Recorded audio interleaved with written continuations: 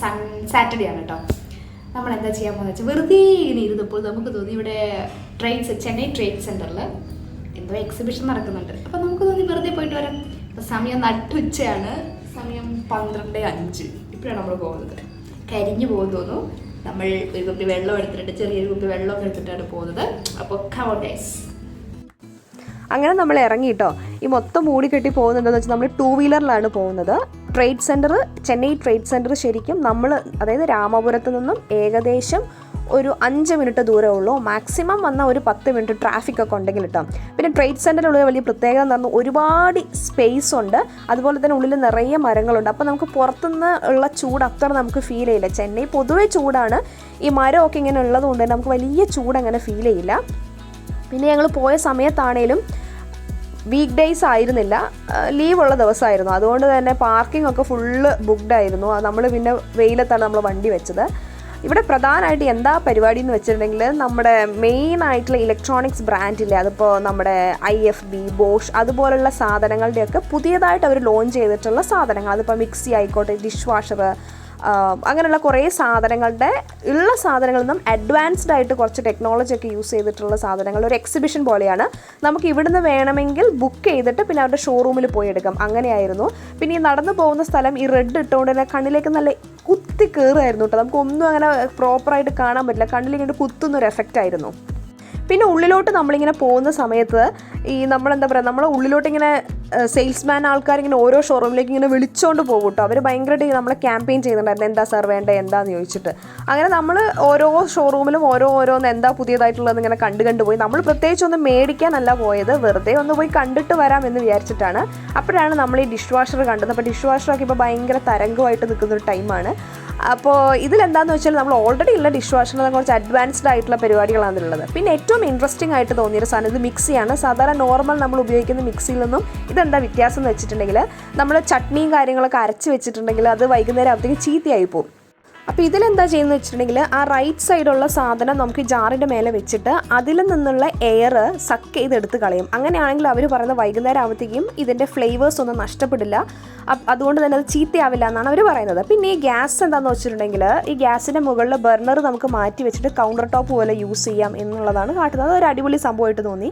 പിന്നെ ഈ കാണുന്ന തേങ്ങ ചിരവാം പ്ലസ് മാവ് മിക്സ് ചെയ്യാം, അങ്ങനത്തെ പരിപാടികൾ ഒക്കെയാണ്. അങ്ങനെ ഒരുപാട് സാധനങ്ങളുണ്ടായിരുന്നു അവിടെ. പിന്നെ ഉണ്ടായിരുന്ന ഒരു സാധനം എന്ന് പറയുന്നത് നമ്മുടെ എയർ ഫ്രയർ ഇല്ലേ, എയർ ഫ്രയറിൻ്റെ കുറച്ചുകൂടെ അഡ്വാൻസ്ഡ് വേർഷൻ ആയിരുന്നു. ഈ എയർ ഫ്രയറിൽ മെയിനായിട്ട് നമുക്ക് കേക്ക് ബേക്ക് ചെയ്യാം, അങ്ങനെ നമ്മുടെ മൈക്രോവേവിൻ്റെ ഫങ്ഷൻസ് ഒക്കെ ഇതിൽ ചെയ്യാൻ പറ്റുമെന്നാണ് അവർ പറയുന്നത്.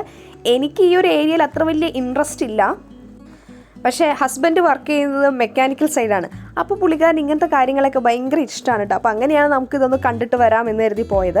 അപ്പോൾ ഒരു സൈഡ് മൊത്തം ഉണ്ടായിരുന്നത് നല്ല അടിപൊളി ബ്രാൻഡിൻ്റെ കാര്യങ്ങളാണെങ്കിൽ വേറൊരു സൈഡ് ഉണ്ടായിരുന്നത് ഇതുപോലുള്ള സാധനങ്ങളായിരുന്നു. ചപ്പാത്തി മേക്കർ, ബോഡി മസാജിങ് ഒക്കെ ആയിരുന്നു. അപ്പോൾ ഈ ചപ്പാത്തി മേക്കർ നമ്മുടെ അടുത്ത് ഓൾറെഡി ഇതുപോലെ ഉണ്ട്. അപ്പോൾ നമ്മളിത് എത്ര ഉണ്ടാക്കിയിട്ടും ഇത് പ്രോപ്പറായിട്ട് ആയിട്ട് വരുന്നില്ല കേട്ടോ. അപ്പോൾ ഞാനത് എങ്ങനെയാണെന്നുള്ളത് കറക്റ്റ് അവരോട് ചോദിച്ച് മനസ്സിലാക്കി ചെയ്തുകൊണ്ടിരിക്കുകയായിരുന്നു.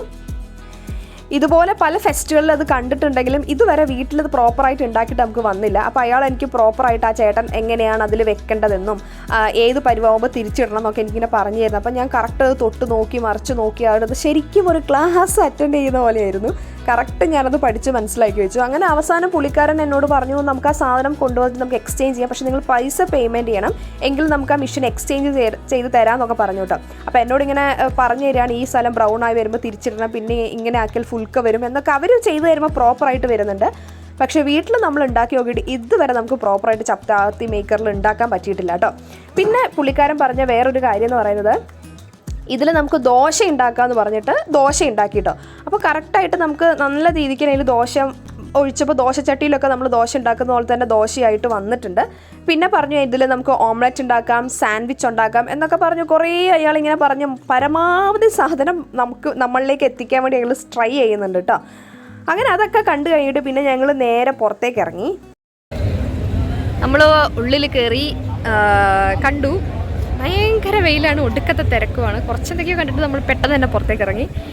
ഇനി ഇവിടെ ഫുഡ് സ്റ്റോളുണ്ട്, നമുക്ക് ഫുഡ് സ്റ്റോൾ പോയിട്ട് എന്തൊക്കെയുണ്ടെന്ന് നോക്കാം. ഒരുപാട് സാധനങ്ങളുണ്ട്, നമ്മളെ പറ്റിക്കുന്ന തരത്തിലുമുണ്ട്, അതായത് നമ്മൾ വിശ്വസിച്ച് വാങ്ങിപ്പോകും, അങ്ങനെ കുറേ സാധനങ്ങളുണ്ട്. ഓക്കെ, അപ്പോൾ നമുക്കിനി ഫുഡ് സ്റ്റോൾ പോയിട്ട് അവിടെ എന്തൊക്കെയുണ്ടെന്ന് നോക്കാം.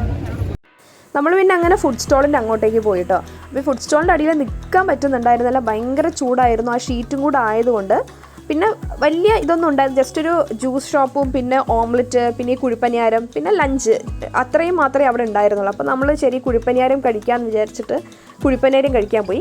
8 കുഴിപ്പനിയാരാണ് കേട്ടോ നമുക്ക് കിട്ടിയിട്ടുണ്ടായിരുന്നത്. ഈ തമിഴ്നാട് ഏരിയയിലോട്ടൊക്കെ ഭയങ്കര ഫേമസ് ആയിട്ടുള്ള ഒരു സംഭവമാണ് കുഴിപ്പനിയാരം എന്നുള്ളത്. എനിക്ക് നമ്മുടെ കേരളത്തിൽ അങ്ങനെ റെസ്റ്റോറൻറ്റ്സിലൊക്കെ കിട്ടുന്നുണ്ടോ എന്ന് എനിക്കറിയില്ല. ഞാൻ കൂടുതലായിട്ടും ഇവിടെ വന്നതിന് ശേഷമാണ് കേട്ടോ ഈ കുഴിപ്പനിയാരം ഇങ്ങനെ കൂടുതൽ കാണാനും കഴിക്കാനൊക്കെ തുടങ്ങിയത്. നമ്മുടെ സാധാരണ ദോശ ഇഡലി ഉണ്ടാക്കുന്ന മാവില്ലേ, അത് തന്നെയാണ് അതിലേക്ക് സവാള വേണമെങ്കിലും കറിവേപ്പിലയൊക്കെ അരിഞ്ഞിട്ടിട്ട് ചില ഇതിലുണ്ടാവും, ചില കുഴിപ്പനിയാരത്തിലുണ്ടാവും. അങ്ങനെ പിന്നെ നമ്മൾ വന്നിരുന്നു. നമുക്ക് അതിൻ്റെ കൂടെ എന്തോ ഒരു സൈഡ് ഡിഷായിട്ട് ഒരു ചട്നിയാണ് കേട്ടോ കിട്ടിയിട്ടുണ്ടായിരുന്നത്.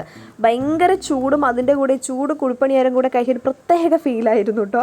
നമ്മൾ ചൂടെടുത്ത് പുകയുമായിരുന്നു അതിൻ്റെ ഉള്ളിലിരുന്നിട്ട്. പിന്നെ നമ്മൾ വേഗം കുഴിപ്പനിയാരൊക്കെ കഴിച്ച് കഴിഞ്ഞിട്ട് നമ്മൾ പെട്ടെന്ന് നമുക്ക് ഈ ചൂട് നിന്ന് പുറത്ത് കിടക്കണം. കാരണം നമ്മൾ ഉള്ളിൽ എക്സിബിഷൻ കാണാൻ പോയപ്പോൾ അവിടെ AC ഉണ്ടായിരുന്നതുകൊണ്ട് നമുക്ക് ചൂട് അത്ര അറിയുന്നുണ്ടായിരുന്നില്ല.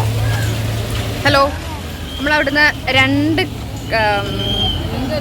1 പ്ലേറ്റ് കുഴിപ്പനിയാരം കഴിച്ചു.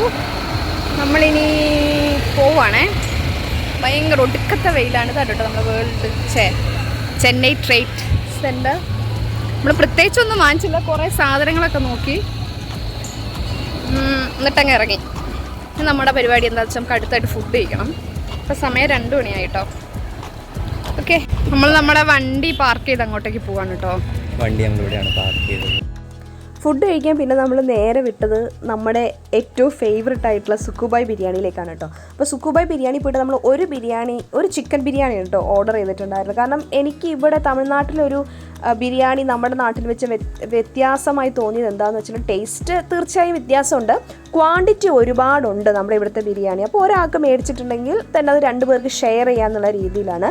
പിന്നെ നമ്മളൊരു ജ്യൂസ് കുടിച്ചു. അത് കഴിഞ്ഞിട്ട് പിന്നെ നമ്മൾ നേരെ പോയത് നമ്മുടെ കസിൻ്റെ വീട്ടിലേക്കാണ്.